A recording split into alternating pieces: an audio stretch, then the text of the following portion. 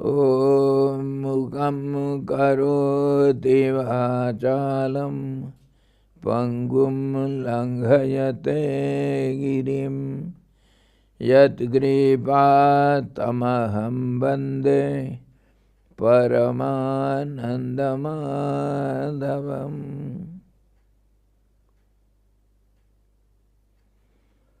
Sadguru Bhagavan ki jai, Sachidananda Bhagavan ki jai, Krishna Bhagavan ki jai,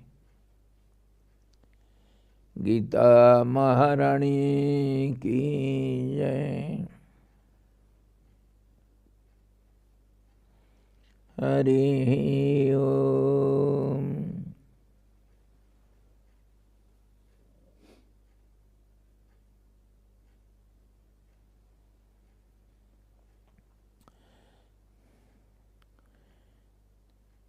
Yesterday we discussed the 9th sloka of 13th chapter Srimad Bhagavad Gita, where we saw Asakti Ranabhisvanga Putra Dara Grihadisu Nityam cha Samachittatvam Ishtanisto Upapattisu. Non-attachment, non-identification of the self with son, wife, home and the rest, and constant even-mindedness on the attainment of the desirable and undesirable. Even-mindedness, whether he gets the desirable or undesirable,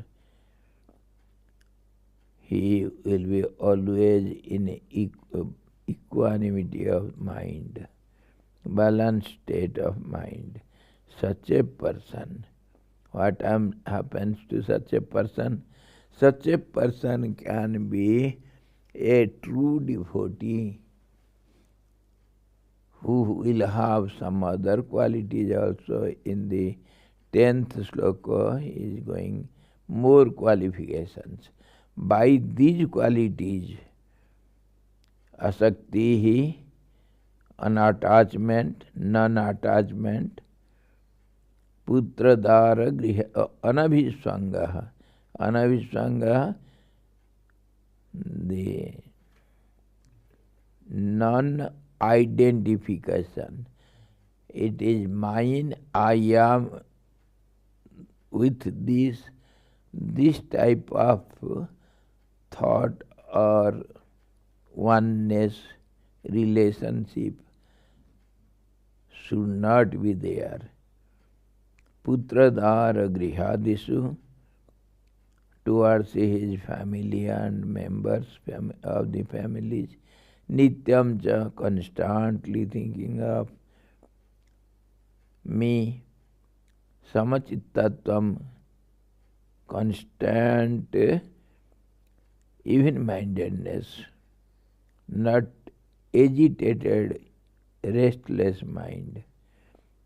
And on whether he gets desirable objects or undesirable objects, his mind remains constantly in a balanced state. Such qualities lead to Maicha ananya yogena bhakti abhyabhicharini vivikta desha sevitam aratir jana sansadi.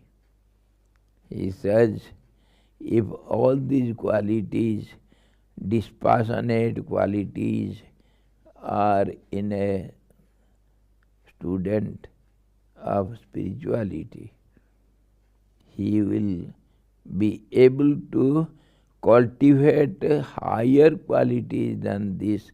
Maicha ananya yogena, ananya yoga, abhyabhakti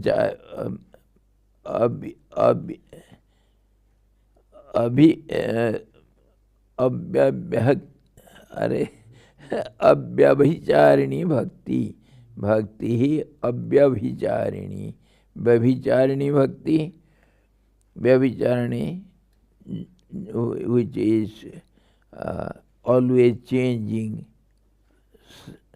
swerving, and अव्यभिचारिणी भक्ति unswerving, steady, one-pointed, such devotion. Unswerving devotion unto me by the yoga of non-separation. Non-separation, ananya yoga, yoga of non-separation. And resort to solitary places. Then only a liking for solitude develops. One who has no attachment towards the home and his kith and kins, he will have a liking for solitude, and then his mind will not go to think of the family and relations or belongings, but he will be able to think of Lord without moving his mind from Lord. Abhyabhicharini, non-swerving, one-pointed. Whatever we are discussing, it is centered on one-pointed mind, one thought. Don't forget it. And then only a person can resort to solitary places for contemplation, deep contemplation. And then only he will have disliking, distaste. He will not have taste, choice to meet people and mingle with them. He will not like to mingle with worldly persons, gambling somewhere, gathered somewhere. He will possess, he will cultivate some distaste mood towards meeting people and mingling with them. Such qualities are higher qualities which are possible when asakti ranabhisvanga putradhara grihadisu. These are first step practice. Nityam cha samachityatvam ishta anishta upapattisu. Then only the other higher qualities are possible to cultivate.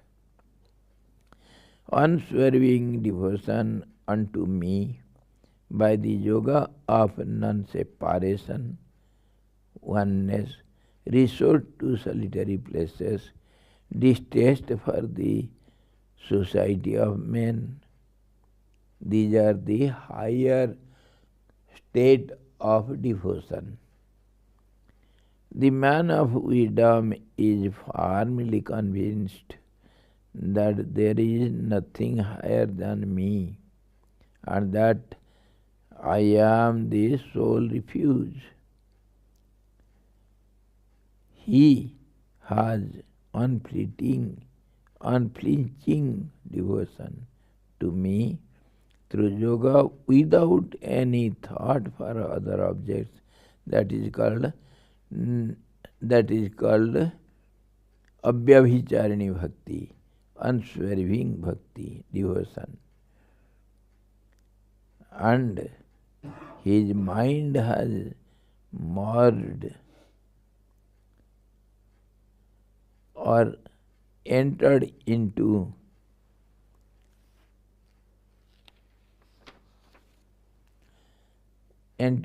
me. How? Just as A river, when it merges itself in the ocean, becomes completely one with it. Even so, he, being united with me, worships only me. Once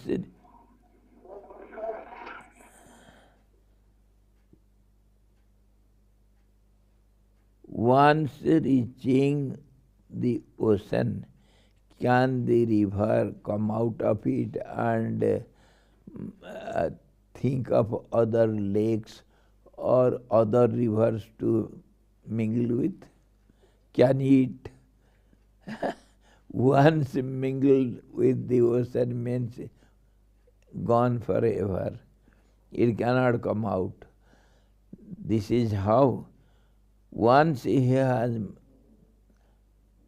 thought of me and merged in me, then he will not think of any worldly objects, sense objects. This is called Ananya Yoga or Aprithak Samadhi. Aprithak Samadhi. Another term for Samadhi. Prithak, Aprithak. Prithak different, Aprithak non-different. Samadhi, yoga of non-separation, or the superconscious state, in which the devotee feels that he is non-distinct from God. He himself feels like God himself. Such a devotion is a means of attaining knowledge. Such a devotee will never give up his devotion and worship even when he is under great trials and adversities. Such devotion, we have examples. Ramakrishna Paramahansa Dev, he was a devotee of goddess Kali and Dakshineshwari. So he, since childhood, because his whole family, they are since hereditarily, they are the worshippers of the temple. So in childhood, our Paramahansa Dev had a chance to worship Mother, and he was so devoted. She was always merged in worshipping Mother Kali, and slowly he developed a sense that Kali is present everywhere. So when he goes to pluck some flowers for puja, he sees Kali in the flower plants. So sometimes he could not pluck the flowers. Sometimes he saw the Kali in flowers, so he could not touch the flower to detach it from the plant. No. Sometimes he felt Kali in his own self, body. So he will pluck some flowers and put over himself, means his body, not on the idol. That state of devotion he had. And sometimes he will see Kali everywhere, he will dance with ecstasy and not doing any worship. And that was the highest state of devotion. The moment He thinks of the deity, he becomes deity, and the whole world becomes the form of that deity. So the devotee cannot do anything other than thinking of the God. Nothing else he can do. He will dance like a mad chap. He will not have control over his mind, senses, whatever they do. He will be ever moored in that feeling. That is called ecstasy. So Ramakrishna had such feelings.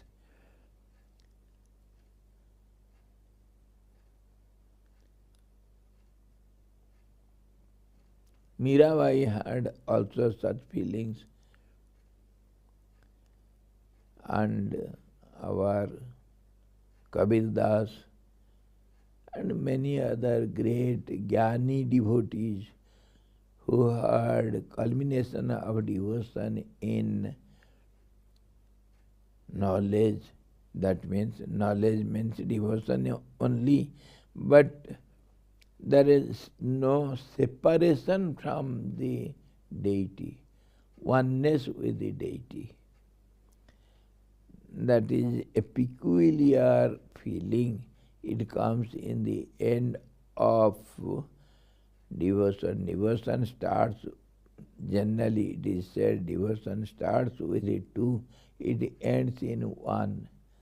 Just as the rivers start from different sources, from different mountains, different higher places, different lakes, but they end in one ocean only. Similarly, the devotees develop a sense of non-separation. They are always one with the God. This is called unswerving ananya. Ananya yogena bhakti abhyabhicharini. This is unswerving devotion, which is non-separating, oneness all the time. Vivikta desha sevitvam. He lives on the banks of sacred rivers, in caves, in the mountains, on the shores of seas or lakes, and in beautiful solitary gardens where there is no fear of serpents, tigers or thieves. Nirbhay, a place where there is no destruction, there is no chance of flitteringness of the mind.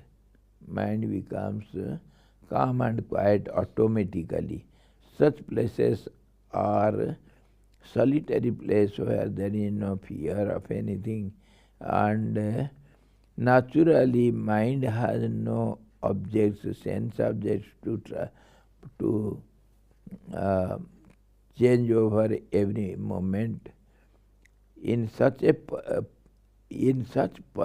places, the devotee will like to live and practice his devotion, meditation. In solitary places, the mind is quite calm. There are no disturbing elements that can distract one's attention. You can have uninterrupted meditation on the self and can enter into samadhi quickly. Only to avoid interruptions, disturbances, one likes to go to solitary places. And here, of course, because there is no distraction, there is no interruptions for the mind to meditate. So naturally, without any much effort, mind becomes one-pointed. You are easily able to control the mind, withdraw the mind, and enter into meditative state. So one should always prefer solitary places. But in the beginning, sometimes for some aspirants, it becomes a course.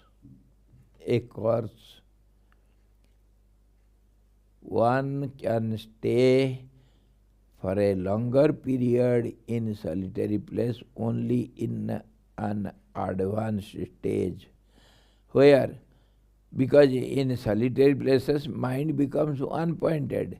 If somehow some negative thought enters into mind, then it becomes very hard to withdraw the mind from that negative thought. It becomes so terrific.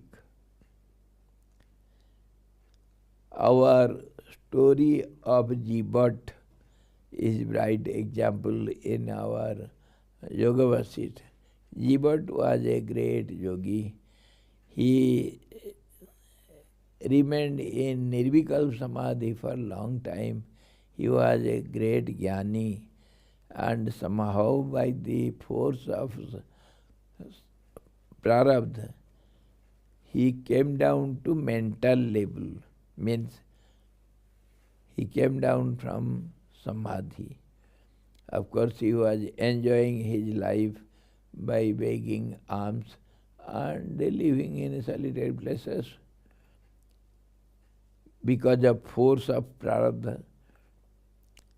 And once some bad thought came to his mind, it is not so bad a thought, but yet some negative thought, a thought came to his mind.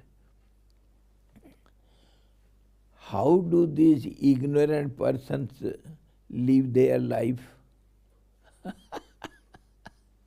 He tried to experience the state of ignorant persons. How do they live their life?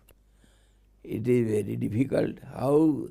How they go on doing all sorts of these worldly affairs. Day and night they are engaged in worldly affairs. So he was one night he thought, let me see, let me experience it. He drank little more, and he thought the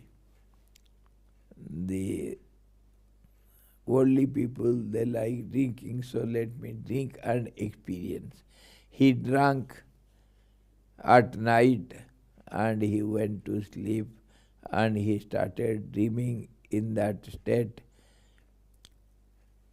dreaming of ignorant persons, because he had a strong mind. Whatever he thought, he became so. So he had to undergo 100 lives in that dream only, and he became 100 different persons. And in the end, somehow, because of his prarabdha force, he became the Ganapati Rudra in the Rudrapur, in the Rudra Lok, and by the good association he got the knowledge of the self. And then when he had the all-round vision, then he saw his past lives, 100 lives, how miserable it was. And then he could, because he was a great yogi, in the dream itself, he become realized soul, and then in the dream itself, he entered into, that means he had control over the dream. He entered into 100 past lives brain and enlightened all those ignorant persons which he was only. He was only all those. And then everybody was enlightened, means everybody was realized soul. Then all of them got together, 100 Rudras, and they were astonished. Oh, what a foolishness we had, and we were suffering like ignorant persons. So now we are one at the same time many. And we have some little balance of our prarabdha. So let us easily, happily end that last portion of the prarabdha, and when our time comes, we enter into the absolute one. And it happened. And one thought made him so much troubled. Bright example of Jadabharat. Always we give the example of Jadabharat. He was a great, great yogi. And at the time of death, leaving up this body, he was attached to a small deer. Since the childhood of deer, he brought up it because it had no mother, no father. It was orphan child. And he had mercy towards the little child deer, and as a result, in next life he had to become a deer, and that deer was killed by a tiger, and that second life he became a tiger, and that tiger was killed by a king. So third life this yogi becomes a king, takes birth in king, but by the force of yoga, he was able to remember all these past lives. So he was alert not to have any attachment to anything, or neither mercy nor to hardship. So he was indifferent towards the world, and since his childhood, he became like a deaf and dumb. And he left the home and roamed about. And in the end, he had that knowledge. He realized this self and entered into absolute truth. So this is how, for a little mistake, because of solitude, it becomes very difficult to withdraw the mind from negative thoughts. And in the highest stage, even the divine qualities, mercy, non-violence, or truthfulness, all these also become negative because they are qualities. You have to go beyond qualities. Quality means it is relative. When good quality will be there, naturally bad quality has to be there with it. This is called relativity. So, in the highest stage of devotion. A devotee becomes totally indifferent towards all these worldly qualities and affairs and relationship and everything. Everything. Wherever mind goes, it enjoys only bliss and bliss. Yatra yatra mano jati tatra tatra paramritam. ये गया हरि ओम. So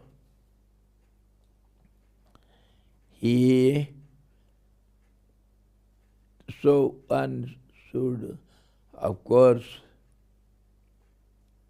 enjoy solitude, but sometimes that solitude becomes a course for the aspirant. I have seen so many persons have gone mad in Gangotri because of non-contact with worldly people, and if some thoughts come, these people, they cannot withdraw the mind from. Mind becomes so strong. One thought means it persists. So if by chance it is negative, then it is very hard to conquer over the mind. Our own Guru Bhai Sardanji once, I used to always give this example. I have seen Sardanji told this to me and Brahmanji personally. He used to stay in absolute solitary place, that is, in those days, beyond Gangotri nobody was staying. Neither in Chidivasa nor Bhojvasa, nobody was able to dare stay there in winter days. But our Sardanji dared to stay for 3 years in winter days in Chidivasa, about 9 kilometers from Gangotri. Everything will be full of snow only. 6-7 feet snow over the ground. Nobody can come and go. Once you are there means you are cut off from the world. And there he arranged for everything, how to control the mind. He had typewriter to write something. He had books to read, to engage the mind. Mind should be engaged. Mind is a Satan. If no work for him, for the mind, then mind becomes turbulent, ghost. So some food for the mind. That means it should be always engaged in something or other. So it is good to have some spiritual scriptures, or sometimes writing something, experiences, and sometimes eating something. Many types of tea, coffee, and biscuits, and salties, and sweets, and many kinds of cooking,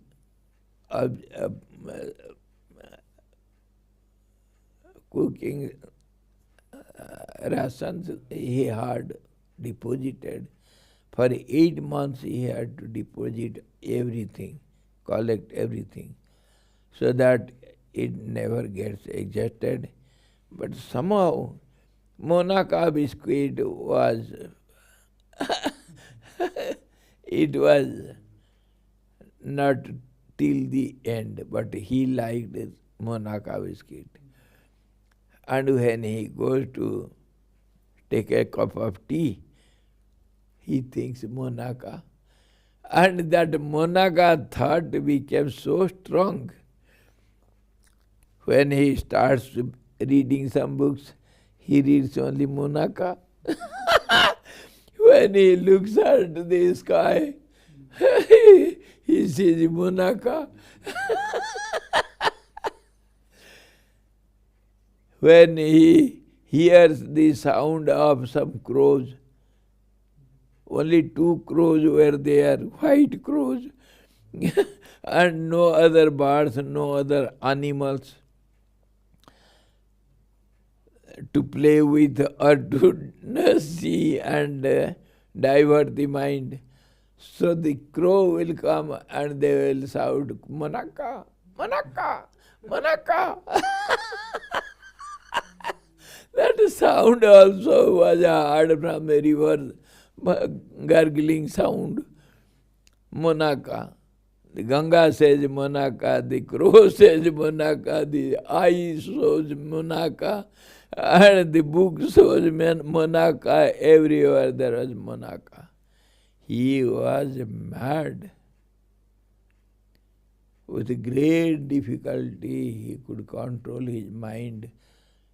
At that time, in the end of that madness, we had been able to reach him, and he had diversion of mind. So he talked everything to us, and we were, it was not actually end of the season, but early enough, and we reached him somehow.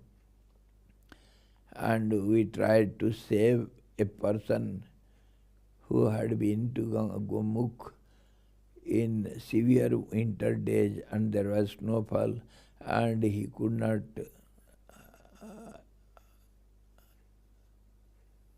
get out of snowfall. He lay down under a bhoja tree, and somehow or other Sardanji used to go for a walk in snow, and he saw him, and somehow he could save his life, but he could not bring him to his hut. So when we reached there, Swamiji had sent some message.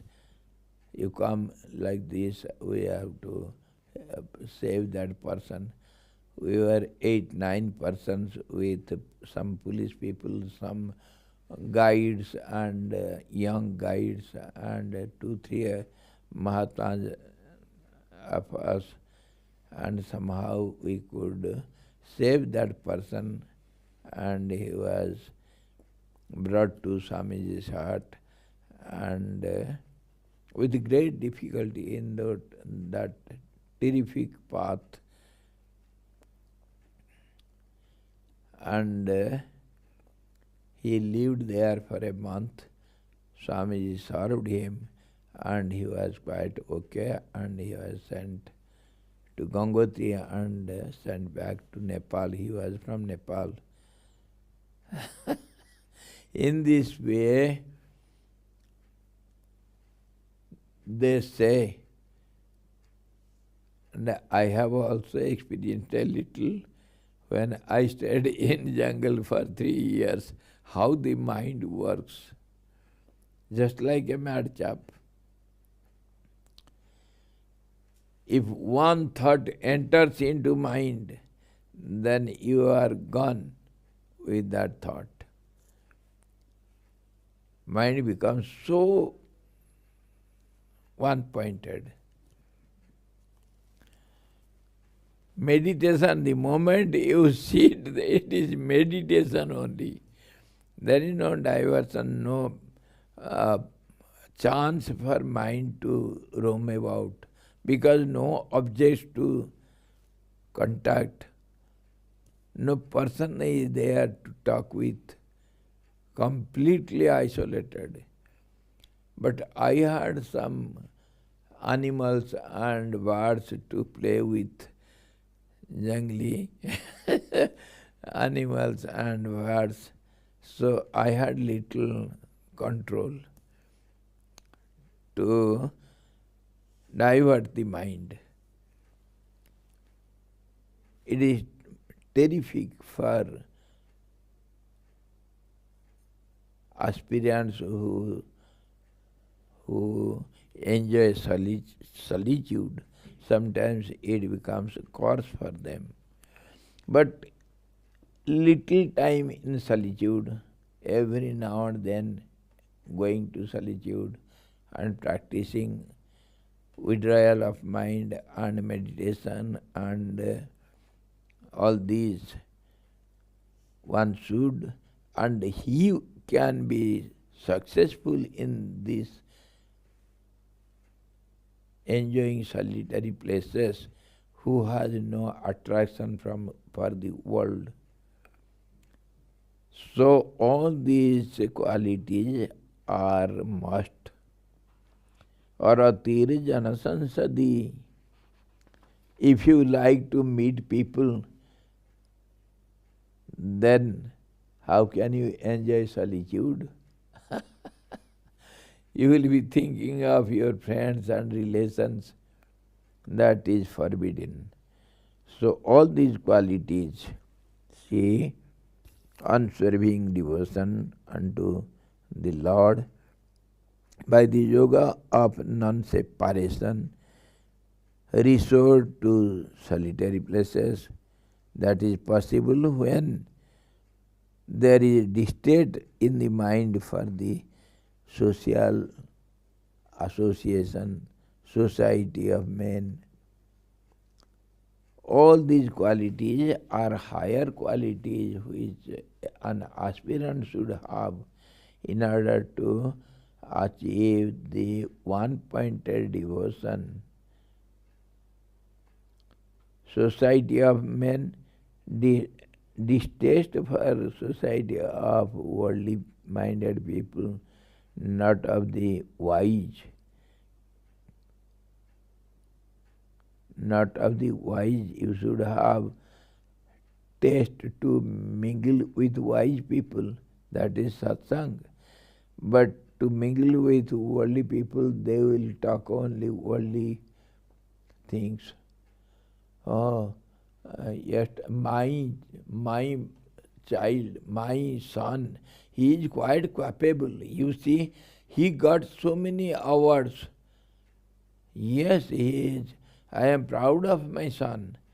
They will be talking only about their worldly affairs. There is no chance to think of God.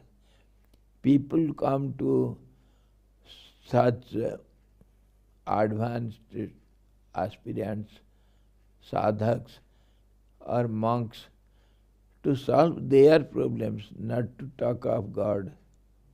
Nobody comes asks, Swamiji, can you talk about something, how to control the mind? Nobody asks. They come only to solve their worldly problems. Swamiji, you see, somebody came from Delhi. He tried to meet with me twice, thrice, 4 times. Swamiji, I want some little time from you. I have some problems. What problem? Domestic problems. Problems on their properties and all these. There is misunderstanding between 2 brothers and father and sons. How to solve? That I have to do. This is the result of mingling with worldly people. They don't give you chance to think of God. And if I talk of faith on God and japa and other things, they dislike it. Oh, Swamiji doesn't like to hear our problems.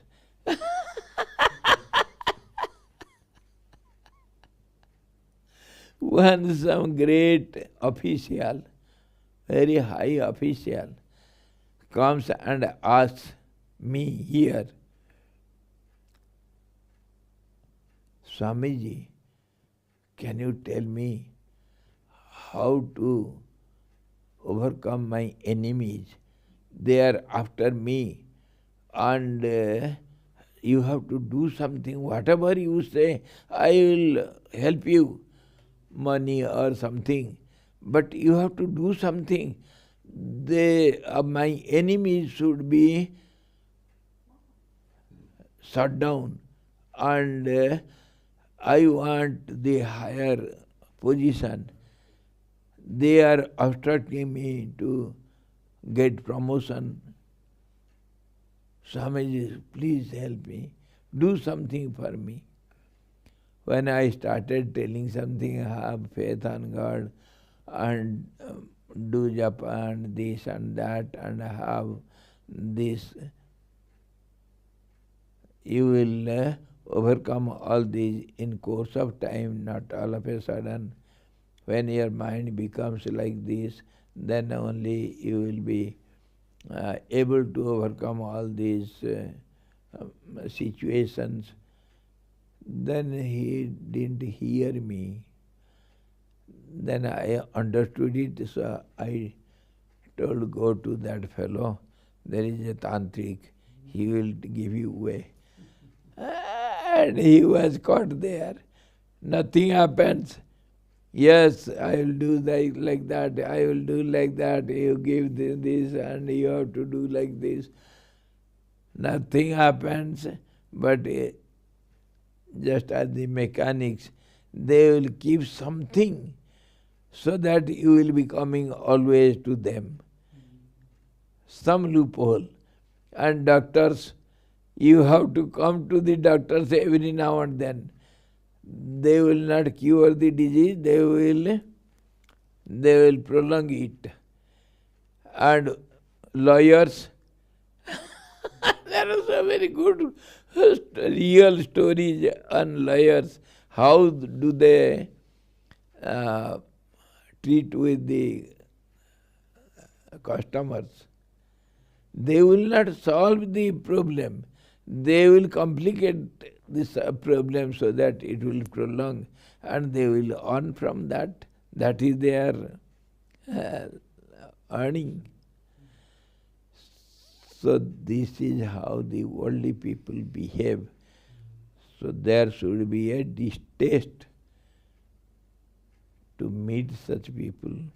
That is a must for a spiritual aspirant. What is there? Let the world go to hell. What do I care? Close your eyes from the world. This is how one can achieve. Next, tomorrow we shall see Adhyatma Jnana Nityatvam Tattva Jnanartha Darsanam Etad Jnanam iti proktam Ajnanam cha Ajnanam yadatonyatha, which is opposite to it, that is ignorance. Constantly in self-knowledge, perception of the end of the true knowledge, this is declared as to be knowledge, and what is opposite to it is called ignorance. Here Lord Krishna answers his question of Arjuna, what he asked in the very beginning of the chapter, what is called knowledge and what is called ignorance, what is called field, what is called knower of the field, what is real knowledge. So here then only Lord will give directly answer to that question. Till then we were discussing all the qualities which an aspirant should have. then only he can know what is knowledge. Hari Om Purnamadaha Purnamidam Purnat Purnamudachyate Purnasya Purnamadaya Purnamevavasishyate. Om Shanti Shanti Shanti. Sadguru Bhagavan ki jai. Sachidananda Bhagavan ki jai. Krishna Bhagavan ki jai.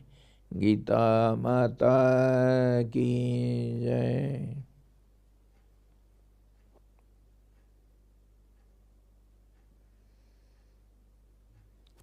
Hari Om.